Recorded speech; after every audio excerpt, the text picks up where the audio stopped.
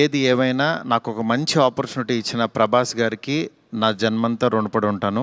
ఎందుకంటే ఒక normal mid range డైరెక్టర్కి ప్రభాస్ సినిమా తీసాడు అనిపించేలా చేసిన ప్రభాస్ గారికి చాలా చాలా చాలా థ్యాంక్స్. అట్లాగే ఈ సినిమాని 3 సంవత్సరాలు అంటే ఒక 9 మంత్స్కి ఒక సినిమా తీసే నేను ఒక 3 సంవత్సరాలు చాలా కష్టపడి ఇష్టపడి ఆయనకి నచ్చే విధంగా ఆయన్ని ఇంప్రెస్ చేస్తూ ఆయన ఎలాంటి ఇది చేస్తే బాగుంటుందో, ఆడియన్స్ ఆయన్ని ఎలా చూడాలనుకుంటున్నారో ఆడియన్స్ ఫీడ్బ్యాక్లు తీసుకుంటూ ఒక ప్రోడక్ట్ చేయడం జరిగింది. బట్ యాక్చువల్గా ఈ ప్రాసెస్లో చాలా కొత్తగా చూపించాలనుకుని